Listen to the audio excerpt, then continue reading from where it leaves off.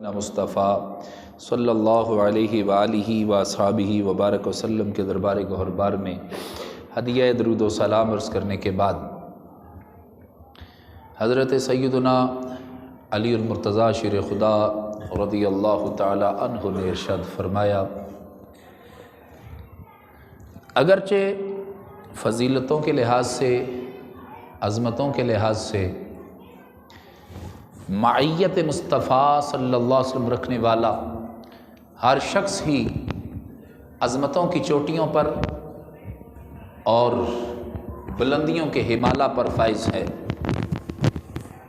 لیکن سیدنا صدیق اکبر رضی اللہ تعالی عنہ میں علی المرتضیٰ شیر خدا رضی اللہ تعالی عنہ پر بھی چار ایسی خصوصیات کے ساتھ بالخصوص اعلیٰ ہے کہ جو مولا کل کائنات علی المرتضیٰ شیر خدا رضی اللہ تعالی عنہ کو بھی حاصل نہیں۔ وہ یہ ہے، ایمان لانے کے لحاظ سے حضرت ابو بکر صدیق رضی اللہ تعالی عنہ سب سے پہل کر گئے، سب سے پہلے مومن حضرت سیدنا ابو بکر صدیق رضی اللہ تعالیٰ عنہ۔ دوسرے نمبر پر ہجرت کے لحاظ سے اگرچہ کریم آقا صلی اللہ علیہ وسلم کے ساتھ ہجرت کرنے کا ارادہ ہمارا بھی تھا اور گھر بار چھوڑنے میں، وطن چھوڑنے میں کسی صحابی کو کوئی ہچکچاہٹ نہیں تھی، مگر تنظیم، نظم و ضبط رسول پاک صلی اللہ علیہ وسلم کے حکم کے مطابق تھا۔ جیسا انہوں نے چاہا ویسا ہم نے کیا۔ جب ہجرت کا معاملہ پیش آیا تو ہم اگر چاہتے تھے کہ ہم بھی پہلے ہجرت کریں، مگر رسول پاک صلی اللہ علیہ وسلم تشریف لائے اور ارشاد فرمایا، علی تو میرے بستر پر، بستر نبوت پر تو سو جا، نبوت صدیق کے ساتھ ہجرت کرے گی۔ حضرت ابوبکر صدیق رضی اللہ تعالیٰ عنہ مہاجرین میں بھی مجھ پر سبقت لے گئے، اور اگرچہ میں رسول پاک صلی اللہ علیہ وسلم کے خاندان عالیہ سے ہوں، آپ کا چچا زاد ہوں، رشتے میں بڑا قریبی تعلق ہے، رسول پاک صلی اللہ علیہ وسلم کا میں فرسٹ کزن ہوں، لیکن وہ قربت مجھے بھی ساری زندگی نہ میسر آ سکی جو قربت حضرت ابوبکر صدیق لے گئے۔ وہ غار کی 3 راتیں تھیں، وہ غار کے 3 دن تھے، کیا راز و نیاز ہوا، کیا کچھ دیا گیا، کیا کچھ بتایا گیا، کیا کچھ عطا کر دیا گیا۔ وہ غار کی تنہائیوں میں جو قربت مصطفیٰ میسر آئی ہے وہ مجھے بھی نہیں ملی، وہ بھی ابوبکر صدیق لے گئے۔ اور حضرت سیدنا صدیق اکبر رضی اللہ تعالی عنہ وہ پہلے شخص ہیں جنہوں نے مومنین میں سب سے پہلے نماز قائم کی ہے۔ نماز کے قیام کے لحاظ سے بھی یہ 4 چیزیں تھیں جن پر حضرت علی رضی اللہ تعالی عنہ بھی یہ بیان کیا کرتے تھے۔ شان یار غار بزبان حیدر کرار۔ سنیے، حضرت علی المرتضیٰ شیر خدا رضی اللہ تعالیٰ کہتے ہیں کہ کتنا نیک شخص ہوگا ابو بکر صدیق رضی اللہ تعالیٰ عنہ، کتنی نیک ہستی ہوں گے، نیکیوں میں پھر وزن کتنا ہے۔ نیکی کا وزن یوں دیکھیے کہ رب ذوالجلال ارشاد فرماتا ہے، قرآن مجید برہان رشید میں فرمایا کہ اگر کوئی بندہ مومن ایک نیکی کرتا ہے، اسے ایک نیکی کا ایک نیکی جتنا ثواب نہیں دیا جاتا، بلکہ ایک نیکی کے ساتھ 10 نیکیوں کا مفت میں ثواب دے دیا جاتا۔ عشر امثالہا، 10 نیکیاں اس کو ساتھ مل جاتی ہیں۔ یہ منیمم، یہ کم از کم ہے۔ اب آگے بندے کی نیت جتنی خالص ہوتی چلی جائے گی، اللہ اس نیکی کا وزن اور بڑھاتا چلا جائے گا، یہاں تک کہ 10 گنا سے لے کے 700 گنا تک اس کی ایک نیکی کا وزن بڑھ سکتا ہے۔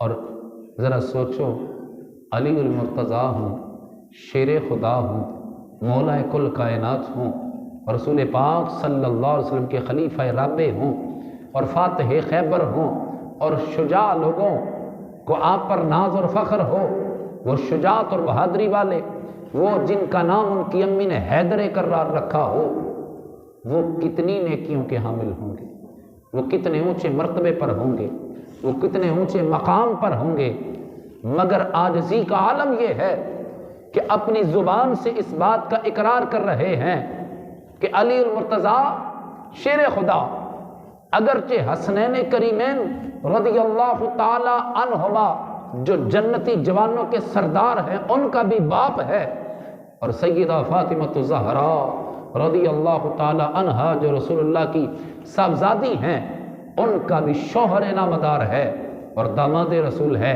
کتنا عظیم انسان سمجھتے ہو مجھے، مگر مجھے جتنا بھی عظیم سمجھو سمجھ سکتے ہو، مگر زیادہ سے زیادہ کیا سمجھنا، میں علی المرتضیٰ اپنی ساری نیکیوں سمیت ابو بکر کی ایک نیکی ہوں اس کی نیکیوں میں سے۔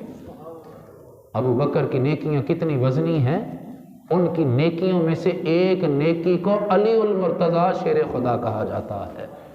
تو جس کی ایک نیکی کا وزن یہ ہو، اس کی ساری نیکیوں کا عالم کیا ہوگا۔ حضرت سیدنا علی المرتضیٰ شیر خدا رضی اللہ تعالی عنہ اس بات کو یوں بھی بیان کرتے ہیں، عظمت صدیق اکبر رضی اللہ تعالی عنہ بزبان حیدر کرار یوں بھی سامنے آتی ہے کہ حضرت ابو بکر صدیق رضی اللہ تعالیٰ عنہ ایک دن حضرت علی رضی اللہ تعالیٰ عنہ کے سامنے آئے، راستے میں چلتے چلتے سر راہ اس طرح سامنا ہوا تو حضرت علی رضی اللہ تعالیٰ عنہ کے چہرے کو دیکھتے جا رہے ہیں اور مسکراتے جا رہے ہیں۔ ان کی آپس میں دوستی کیسی تھی، ان کا آپس میں یارانہ کیسا تھا، ان کا آپس میں تعلق کیسا تھا، ان کی آپس میں محبت کیسی تھی۔ محبت جس سے کی جاتی ہے اس کی عظمتیں اور شانیں سن کر دل خوش ہوتا ہے کہ میرا محبوب کتنی شانوں والا ہے، میرا پیارا کتنا پیارا ہے۔ حضرت ابو بکر صدیق رضی اللہ تعالی عنہ بھی حضرت علی سے بڑا پیار کرتے تھے، حضرت علی بھی حضرت ابو بکر صدیق سے بڑا پیار کرتے تھے۔ اس کا انداز یوں دیکھیے کہ سامنے آئے ہیں راستے میں، دیکھتے ہیں، دیکھ کر مسکراتے جا رہے ہیں۔ ویسے تو دیکھ کر مسکرانے اور خوش ہونے کی وجہ یہ بھی تھی کہ کریم آقا صلی اللہ علیہ وسلم نے ارشاد فرمایا علی کے چہرے کو دیکھنا بھی اللہ کی عبادت ہے۔ علی کا مقام کون کہتا ہے علی کا مقام ہم کم کر کے بیان کرتے ہیں؟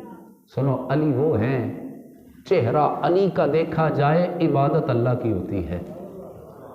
حضرت ابو بکر صدیق رضی اللہ عنہ حضرت علی رضی اللہ عنہ کے چہرے کو دیکھ رہے ہیں اور مسکرا رہے ہیں۔ حضرت علی رضی اللہ عنہ نے گویا یوں فرمایا کہ ابو بکر آج زیادہ ہی خوش نظر آ رہے ہو، کیا دیکھ رہے ہو میرے چہرے کی طرف؟ اگرچہ دیکھتے ہی رہتے ہو، عبادت سمجھ کر بھی دیکھتے رہتے ہو، مگر آج علی کے چہرے کو اس انداز سے دیکھ کر مسکرانے کی وجہ کیا ہے؟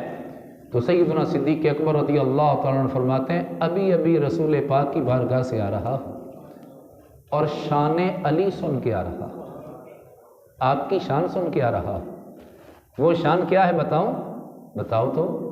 رسول پاک صلی اللہ علیہ وسلم ارشاد فرما رہے تھے، پل صراط ہے نا، بال سے زیادہ باریک ہے اور تلوار سے تیز ہے، وہ جو کراس نہ کر سکے جہنم میں جا گرے گا، اس کو پار کرنے والا جنت میں جا سکے گا، اس کے پار جنت ہے۔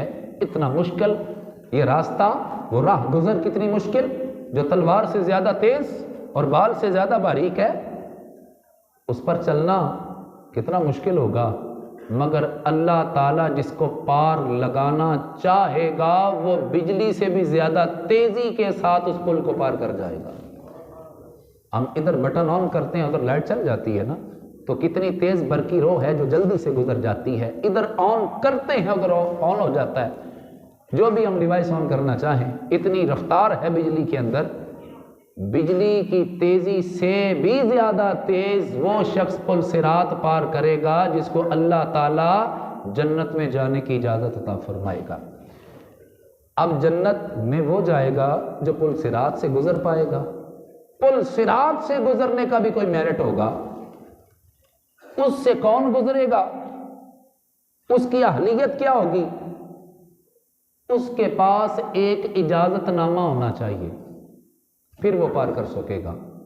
اے علی، ابو بکر صدیق زبان مصطفیٰ یہ ابھی ابھی سن کے آ رہا ہے کہ پل صراط سے وہ گزر سکے گا علی جس کو تحریری اجازت نامہ جاری کرے گا۔ تو میں دیکھ رہا ہوں کیا شان ہے آپ کی، بلے بلے واہ کیا شان ہے آپ کی۔ آپ تحریری اجازت نامہ دیں گے تو جنت میں جانے والے جنت کے حقدار قرار پائیں گے، جس کو آپ اجازت نہیں دیں گے اس کو اجازت نہیں ملے گی، وہ پل صراط نہیں پار کر سکے گا، جنت نہیں جا سکے گا، گویا کہ جنت کی مہر علی لگائے گا۔ تو یہ آپ کا مقام ہے۔ تو حضرت علی رضی اللہ تعالی عنہ نے فرمایا کہ مجھے اس بات کا پتہ ہے، مگر آپ کو دیکھ کر اب میں مسکراؤں گا۔ اے ابو بکر، آپ کو دیکھ کر اب مسکرانے کی باری میری ہے، اس لیے کہ میں نے اسی زبان مصطفیٰ سے سنا ہے۔ علی، اجازت نامہ کس کو دینا ہے؟ جنت میں جانے کے لیے میرٹ ہے، پل صراط کا پار کرنا اس کے لیے میرٹ ہے، اجازت نامہ لینا۔ اجازت نامہ کس کو دینا ہے اور کس کو نہیں دینا، اس کا معیار کیا ہوگا؟ علی جو ابو بکر سے پیار کرتا ہوگا اسے اجازت دینا، جو بغض رکھتا ہوگا اس کو جہنم میں جلنے دینا۔ جنت کا اجازت نامہ، پل صراط کا اجازت نامہ علی دے گا کس کو؟ جو ابو بکر سے محبت کرتا ہوگا۔ حضرات ذی وقار، یہ باتیں تو ہوتی رہتی ہیں۔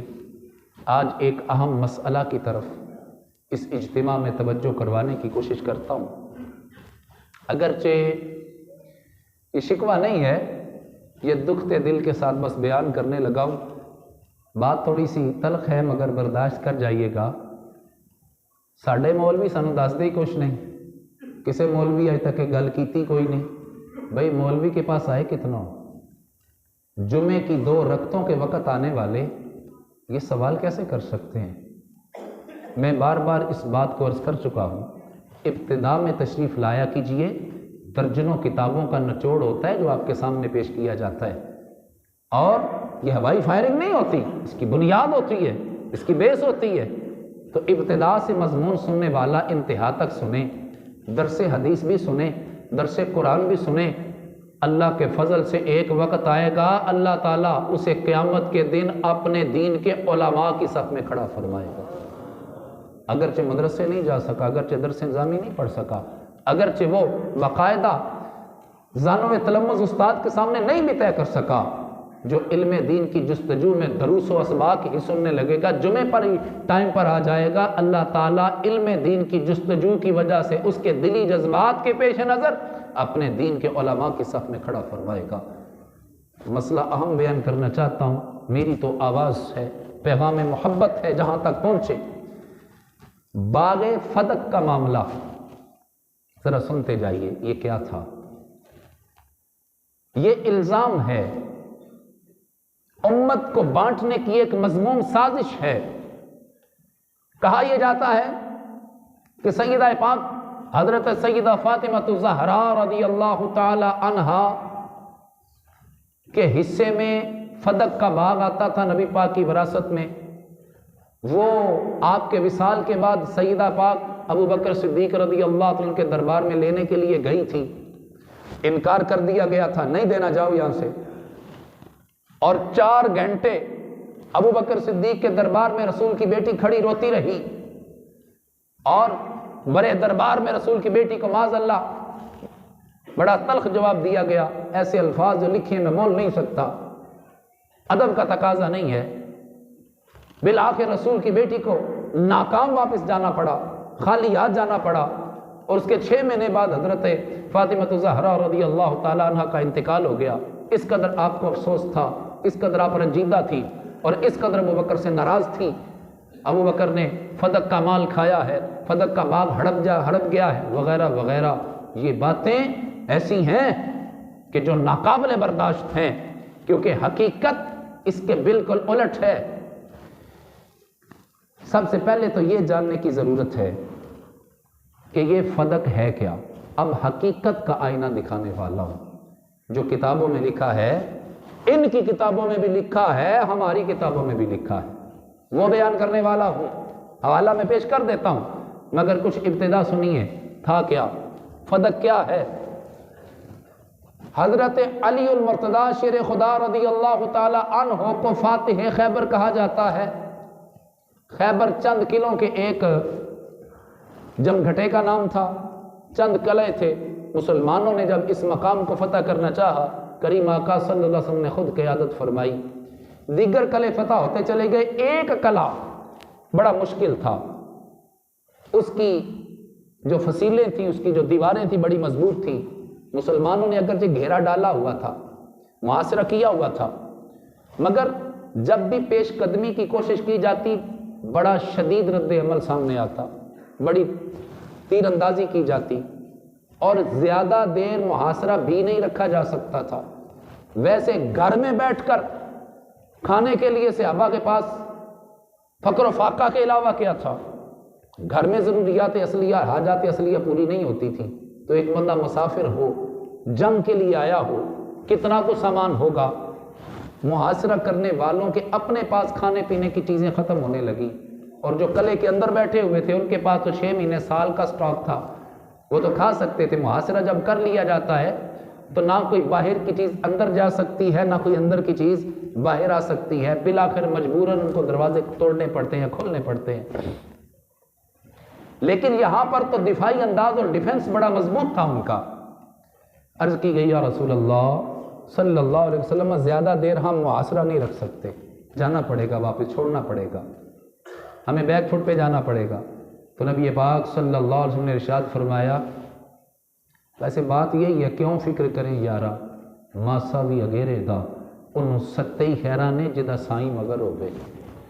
فرمایا گھبرانے کی ضرورت نہیں ہے، کل میں جس کو جھنڈا دوں گا وہ خیبر فتح کر کے آئے گا۔ یہ معاملہ، یہ واقعہ نہیں میں بیان کروں گا، میں اگرچہ یہ بڑا لذیذ ہے پھر کبھی صحیح، صرف یہ بیان کرنا چاہتا ہوں کہ یہ کیا تھا۔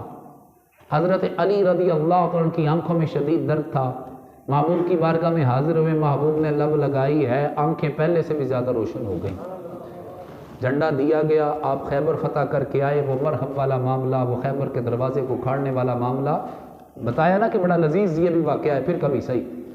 خیبر فتح کرنے والے حضرت علی المرتضیٰ شیر خدا رضی اللہ تعالیٰ عنہ، فاتح خیبر کا اعزاز، اسد اللہ و اسد الرسول، اللہ اور اس کے رسول کے شیر نے فتح کیا۔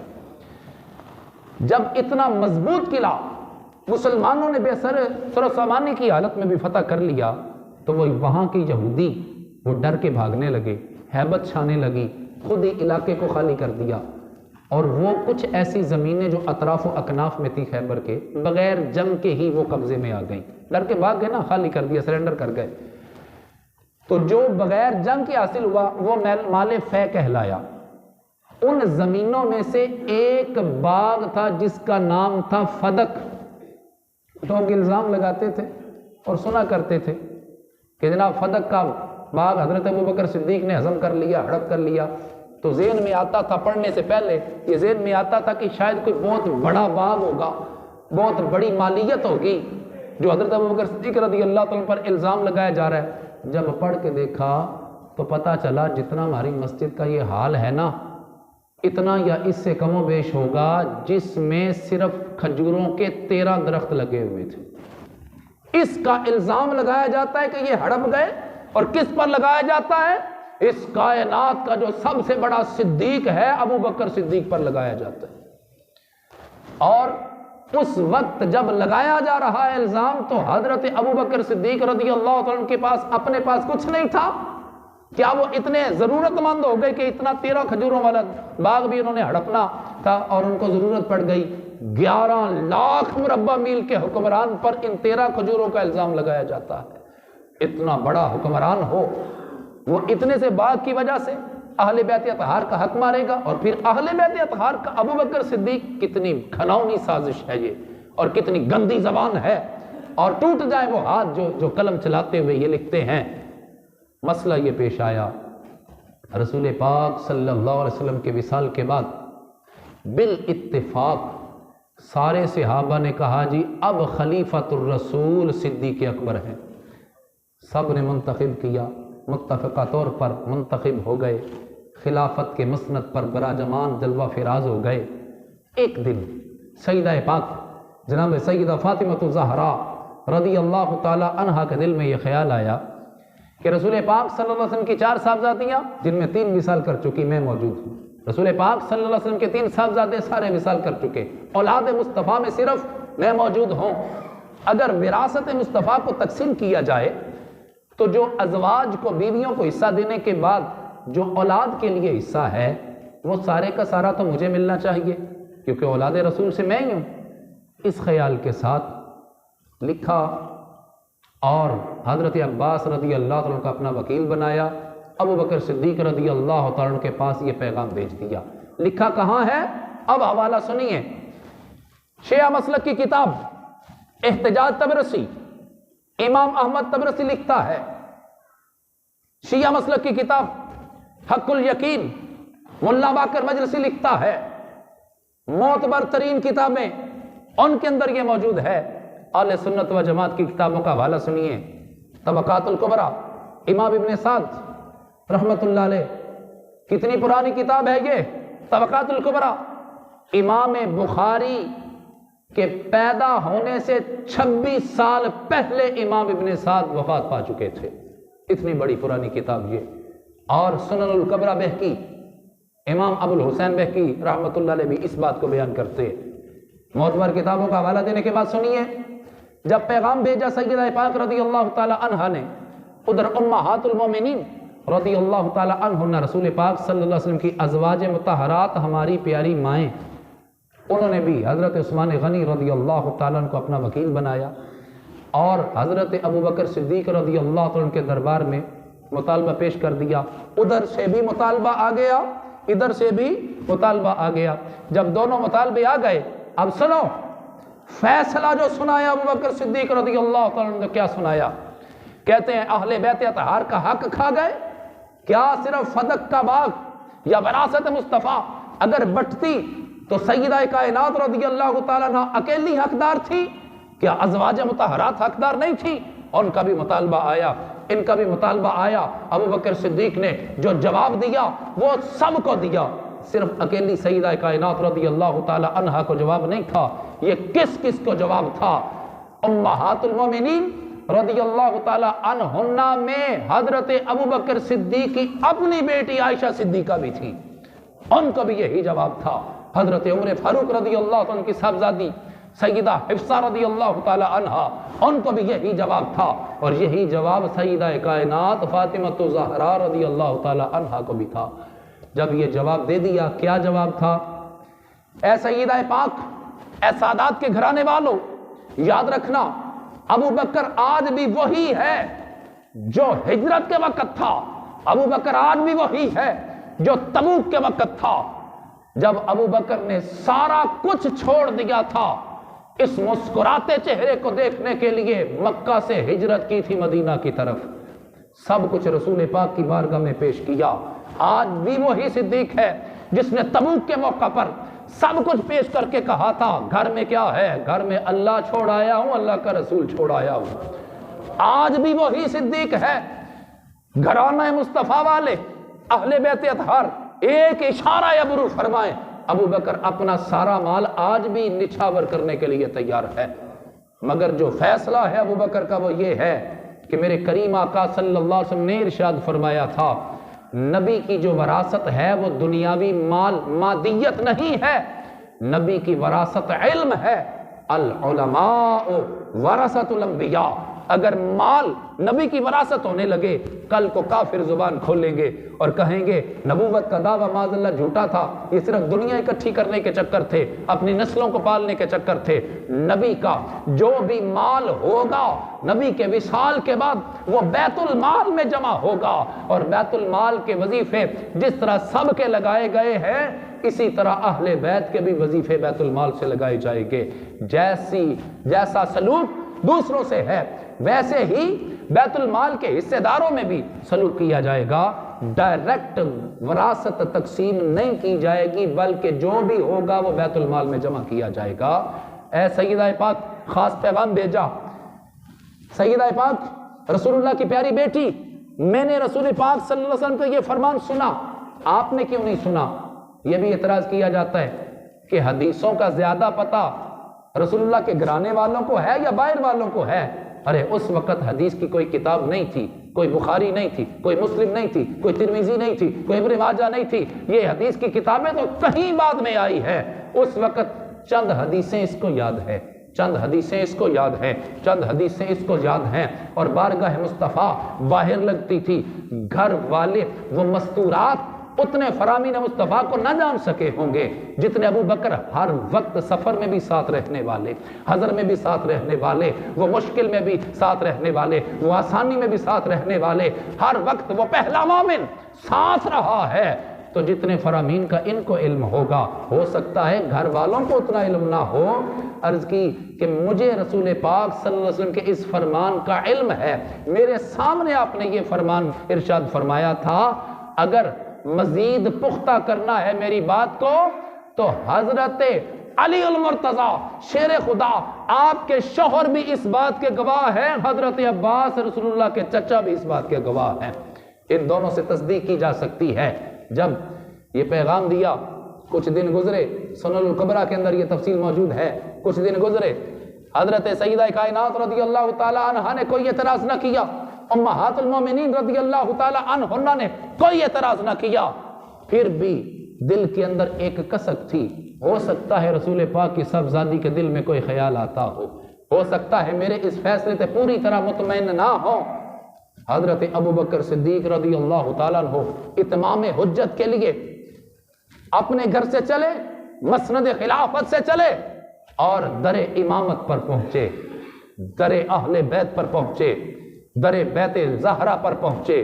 دستک دی، اس کو شیعہ کتاب میں بھی لکھا ہے مگر ذرا بدتمیزی سے لکھا ہے. اصل واقعہ کیا، آپ نے جا کے دروازہ کھٹکھٹایا، حضرت علی رضی اللہ عنہ نے کھولا. کون آیا ہے؟ امیر المؤمنین، خلیفۃ الرسول، افضل البشر بعد الانبیاء، حضرت ابو بکر صدیق رضی اللہ تعالیٰ تشریف لائے ہیں.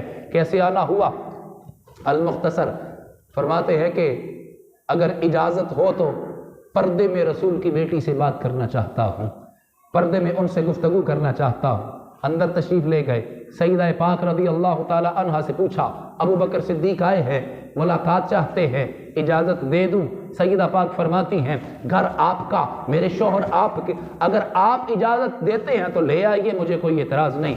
اندر حاضر ہوتے ہیں، سر جھکا کر بیٹھتے ہیں. کچھ دیر بعد گویا ہوتے ہیں، اے رسول پاک کی پاکیزہ بیٹی، اے جنتی خواتین کی سردار خاتون، میں نے جو فیصلہ کیا ہے وہ رسول اللہ کے اس فرمان کے مطابق کیا ہے، ہو کیسے سکتا ہے؟ رسول اللہ یہ فرمائیں ابو بکر خلیفۃ الرسول ہونے کے بعد اس کے خلاف کرے اور اس کے فیصلے کو نافذ نہ کرے. اللہ اور اس کے رسول کا فیصلہ آ جانے کے بعد کوئی اختیار نہیں رہتا مومن کے پاس نہ مؤمنہ کے پاس. مگر حاضر اس لیے ہوا ہوں کہ کہیں ابو بکر کو مجرم تو نہیں سمجھتی، کہیں ابو بکر کو ڈنڈی مارنے والا تو نہیں سمجھتی. جب یہ بات کی ہے تو سیدہ کائنات سیدہ فاطمہ الزہرا رضی اللہ تعالی عنہا فرماتی ہیں، ابو بکر تجھ پر اللہ بھی راضی، اللہ کے رسول بھی راضی ہے، رسول کی بیٹی بھی راضی ہے. وقت اپنا حاشیہ کراس کر چکا. اگر راضی نہ ہوتی، اگر حضرت علی راضی نہ ہوتے تو سیدہ کائنات رضی اللہ تعالی عنہا کا جنازہ پڑھانے کے لیے علی المرتضیٰ جو آگے کھڑے تھے ابو بکر کو ہاتھ پکڑ کر آگے نہ کرتے. یہ کہا ابو بکر آگے آئیے، آپ سیدہ کائنات کا جنازہ پڑھائیے. فرمایا آپ میت کے ولی اول ہیں، آپ کا زیادہ حق ہے، آپ جنازہ پڑھائیے. علی المرتضیٰ کہتے ہیں نہیں ابو بکر، اگرچہ حق میں رکھتا ہوں مگر جو مزاج رسول تھا وہ یہ دیکھا ہے جہاں ابو بکر ہو اس کے ہوتے ہوئے آگے کوئی نہیں ہو سکتا، امامت ابو بکر ہی کروائے گا. سیدہ پاک کا جنازہ جناب ابو بکر صدیق رضی اللہ تعالیٰ عنہ نے پڑھایا. یار زندہ صحبت باقی، انشاءاللہ یہ محبت بھرا ماحول پھر لگے گا. اللہ تعالیٰ ہمیں محبتوں بھرا سینہ عطا فرمائے. وآخر دعوانا الحمدللہ.